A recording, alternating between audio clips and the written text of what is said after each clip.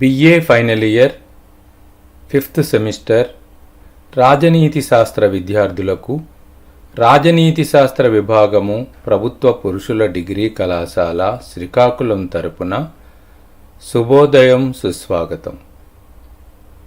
ఈ వీడియోలో మీరు ప్రాచీన రాజనీతి తత్వ విచార ఆధారాలు sources of ancient Indian political thought గురించి తెలుసుకోబోతున్నారు. ప్రపంచ రాజకీయ చరిత్రలో భారతదేశానికి ఒక ప్రత్యేక స్థానం ఉంది. గ్రీకు నగర రాజ్యాలలోనూ రోమన్ నగర రాజ్యాలలోనూ చైనాలోనూ తాత్విక భావాలపై చర్చ జరిగిన కాలంలోనే భారతదేశములో అనేక రాజకీయ భావాలపై విస్తృతమైన చర్చ జరిగినట్టు మనకు అనేక ఆధారాల ద్వారా తెలుస్తుంది. భారతదేశంపై దండెత్తి వచ్చిన అలెగ్జాండర్కు చంద్రగుప్త మౌర్యుడు సమకాలికుడు. అలెగ్జాండర్ గురువైన అరిస్టాటిల్ పాలిటిక్స్ గ్రంథాన్ని రాసిన కాలంలోనే చంద్రగుప్తుని ప్రధాని కౌటిల్యుడు అర్థశాస్త్రాన్ని రచించుంటాడని అనేక ఆధారాల ద్వారా మనకి తెలుస్తుంది. కాకపోతే 1904లో అర్థశాస్త్ర ప్రతులు వెలుగులోనికి వచ్చాయి. ఫలితంగా ప్రపంచవ్యాప్తంగా 1920-30 దశకాల్లో భారత రాజనీతి తత్వ విచారంపై విస్తృతమైన చర్చ జరిగింది. భారత రాజనీతి తత్వ విచారం హిందూ మత తత్వ విచారంలో ఒక భాగంగానే మిగిలిపోయింది. పైగా భారత రాజకీయాలను క్రమబద్ధంగా అధ్యయనం చేసే వ్యవస్థ లేకపోవడం వలన చాలా కాలం వరకు భారత రాజనీతి తత్వ విచార భావాలు వెలుగులోనికి రాలేదు. రాజనీతి తత్వ విచారం అంటే ఏమిటి అని మీ మనసులో ఆలోచిస్తున్నారు కదా. రాజ్యము, ప్రభుత్వము, శాసనము, స్వేచ్ఛ, సమానత్వము, సౌభ్రాతృత్వము, న్యాయము, హక్కులు, విధులు, అధికారము, శక్తి, ఇలా ఒకటేమిటి అనేక రాజకీయ భావాలను గురించి రాజకీయ పండితులు చేసిన ఆలోచనల మొత్తాన్నే రాజకీయ తత్వమని, రాజనీతి తత్వ విచారమని మనం అవగాహన చేసుకోవచ్చు. ప్రాచీన భారత తత్వ విచార ప్రధాన ఆధారాలు sources of ancient Indian political thought. భారత రాజనీతి తత్వ విచారం లోతైన విజ్ఞాన గని వంటిది అంటారు. దానిని తవ్విన కొలది అనేక రాజకీయ భావాలు వెలుగులోనికి వస్తున్నాయి. నిజానికి భారత రాజకీయ భావాలపై వైదిక నాగరికత కాలంలోనూ సింధు నాగరికత కాలంలోనూ చర్చ జరిగి ఉండవచ్చునని అనేకులు భావిస్తున్నారు. క్రీస్తు పూర్వం 5వ శతాబ్దం నుండే భారత రాజనీతి భావాలకు సంబంధించిన ఆధారాలు లిఖితపూర్వకంగా మనకు కనిపిస్తూనే ఉన్నాయి. ఇప్పుడు మనం ప్రాచీన భారత రాజనీతి తత్వ విచార ఆధారాల వర్గీకరణ classification of sources of ancient political thought గురించి తెలుసుకుందాం. ప్రాచీన భారత రాజనీతి తత్వ విచార ఆధారాలను ప్రధానంగా 2 రకాలుగా వర్గీకరించవచ్చును. అవి ఒకటి సాహిత్య ఆధారములు లిటరరీ సోర్సెస్, 2 సాహిత్యేతర ఆధారములు నాన్ లిటరరీ సోర్సెస్.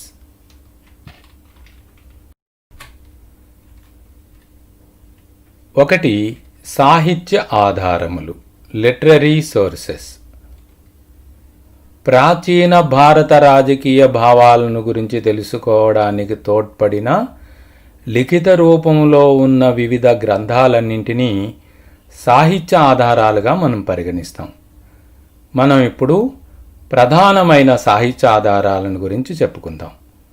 అవి ఒకటి వేదాలు, 2 మహాభారతం, 3 మనువు మనుస్మృతి, 4 స్మృతులు, 5 కౌటిల్యుని అర్థశాస్త్రము, 6 కామందకీయ నీతిసారము, 7 నీతి వాక్యామృతము, 8 శుక్రనీతి సారము, 9 మానసోల్లాసము, 10 ఆధునిక రచయితల పరిశోధనలు, 11 ఇతర ఆధారాలు. ఇప్పుడు మనం ఈ 11 రకాలైన సాహిత్య ఆధారాలను గురించి క్లుప్తంగా పరిశీలిద్దాం. 1 వేదాలు, వేదాస్. సృష్టి ప్రారంభంలో భగవంతుని ముఖం నుండి వెలువడిన చతుర్వేదాలు భారత రాజనీతి తత్వ విచారానికి మూలాధారాలుగా పరిగణింపబడుతూ ఉన్నాయి. వేదాలలో రాజరికము, రాజు నిర్వహించవలసిన విధులు, సభ, సమితి మొదలగు అంశాలను గురించి క్షుణ్ణంగా చర్చ జరిగింది. వేదాలతో పాటు ఉపవేదాలు, వేదాంగాలు, బ్రాహ్మణాలు, ధర్మశాస్త్రాలు రాజనీతి తత్వ విచారానికి ముడిసరుకులుగా ఉపయోగపడుతూనే ఉన్నాయి.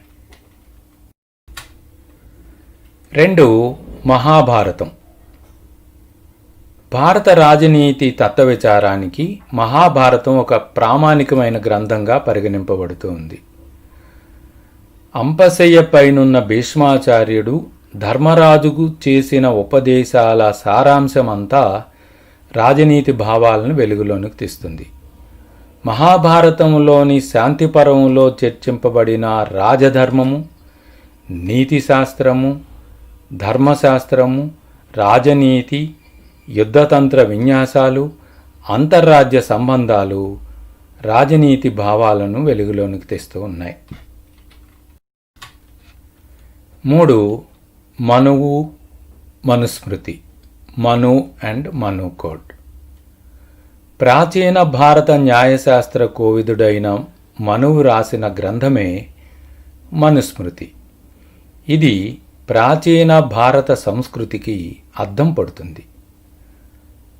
2685 ఛందోబద్ధమైన శ్లోకాలతో రాయబడిన ఈ గ్రంథంలో ధర్మ, అర్థ, కామ, మోక్షాల సాధనకు మానవుడు చేయవలసిన, చేయకూడని పనులన్నీ వివరింపబడ్డాయి.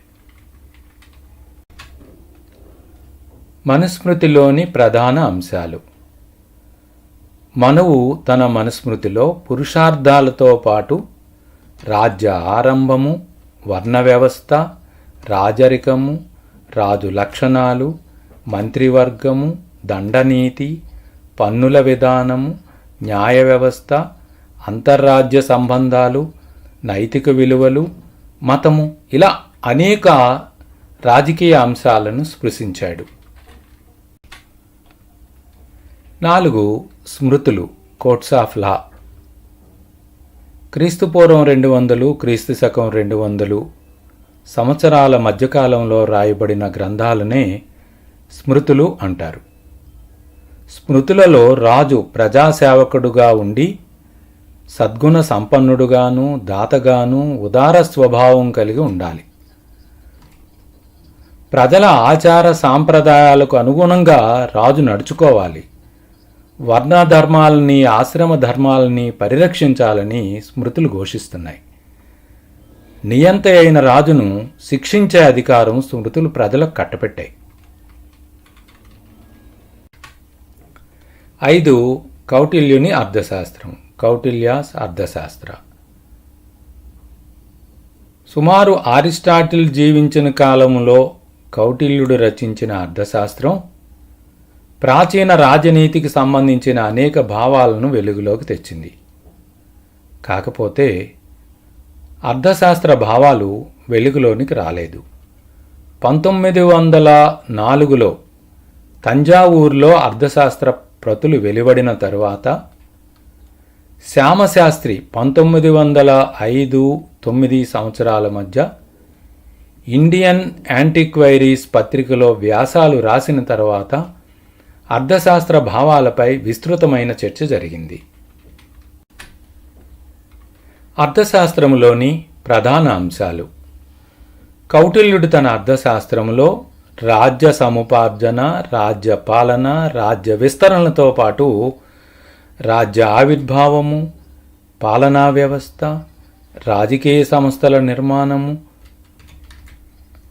రాజరికము, చట్టాలు, విదేశాంగ విధానము, అంతర్రాష్ట్ర సంబంధాలు, దౌత్య వ్యవహారాలు, యుద్ధ వ్యవహారాలు, వీటితో పాటు రాజనీతి, నీతి సూత్రాలు, లౌకిక విషయాలు, ఇలా చెప్పుకుంటూ పోతే అనేక అంశాలను వివరించడం జరిగింది. 6. కామందకీయ నీతిసారం. గుప్తుల పాలనా కాలంలో 5వ శతాబ్దములో వ్రాయబడిన కామందకీయ నీతిసారంలో అర్థశాస్త్రానికి సంబంధించిన అనేక అంశాలు చర్చించబడ్డాయి. 7. నీతి వాక్యామృతము. 1960 సంవత్సరంలో సోమదేవ సూరిచే రచింపబడిన నీతి వాక్యామృతములో అనేక రాజకీయ భావాలు క్లుప్తంగా చర్చించబడ్డాయి. 8. మానసోల్లాసం. చాళుక్య ప్రభువైన సోమశేఖరుడు 1125-38 సంవత్సరాల మధ్యకాలంలో వ్రాసిన మానసోల్లాసములో హిందూ మతానికి సంబంధించిన అంశాలు, హిందూ రాజుల పాలనను గురించి వివరించాడు. 9. శుక్రనీతి సారము. శుక్రనీతి సారం 1100-1600 సంవత్సరాల మధ్య శుక్రాచార్యునిచే రచింపబడినది. దీనిలో పాలనా వ్యవస్థ, రాజరికము, రాజు ప్రజలకు చేయవలసిన కార్యక్రమాలు, ప్రజల రాజకీయ జీవితము, పరిపాలనా విధానము, ఉద్యోగుల జీతభత్యాలు, నీతి ప్రాధాన్యత మొదలగు విషయాలన్నీ వివరింపబడ్డాయి. 10. ఆధునిక రచయితల పరిశోధనలు.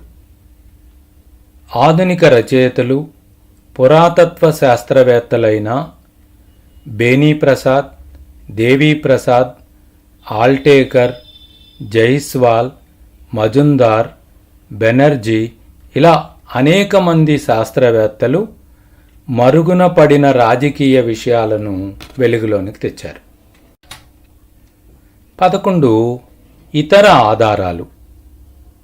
బృహస్పతి సూత్రము, హర్షుని చరిత్ర, బాణుని కాదంబరి, దశకుమార చరిత్ర, కలహనుని రాజతరంగిణి, రాజనీతి రత్నాకరం, రఘువంశము, మాలవికాగ్నిమిత్రం, పంచతంత్రం, హితోపదేశం, పురాణాలు, ఇవన్నీ రాజనీతి శాస్త్ర తత్వ విచారానికి అపారమైన సంపదను చేకూర్చాయన్నది చేదు నిజం. 2. సాహిత్యేతర ఆధారములు, నాన్ లిటరరీ సోర్సెస్. భారత రాజకీయ భావాలను తెలుసుకోవడానికి లిఖితపూర్వకముగా లేని అనేక ఆధారాలను సాహిత్యేతర ఆధారాలుగా పరిగణిస్తాం. సింధు వైదిక నాగరికత కాలము నుండి భారత రాజకీయ వ్యవస్థను అర్థం చేసుకోవడానికి తోడ్పడిన శిలాశాసనాలు, తామ్రశాసనాలు, నాణెములు, గృహలు, కట్టడాలు, ఇవన్నీ రాజనీతి శాస్త్రానికి ముడిసరుకులుగా తోడ్పడుతున్నాయన్నది చేదు నిజం. పై చర్చను బట్టి భారతదేశంలో ప్రాచీన కాలము నుండి అనేక రాజకీయ భావాలపై చర్చ జరిగిందని, ఆ చర్చ కారణంగానే భారత రాజనీతి తత్వం ప్రపంచ రాజనీతి తత్వంలో గ్రీక్, రోమన్, చైనా రాజనీతి తత్వాల వలె ప్రత్యేక ప్రాధాన్యతను సంతరించుకుందని మనం అర్థం చేసుకోవచ్చు. ఈ వీడియోని జాగ్రత్తగా చూసి ఈ పాఠాన్ని శ్రద్ధగా నేర్చుకున్నందుకు మిమ్మల్ని అభినందిస్తూ మీ జనార్దన నాయుడు, రాజనీతి శాస్త్ర అధ్యాపకుడు, ప్రభుత్వ పురుషుల డిగ్రీ కళాశాల, శ్రీకాకుళం.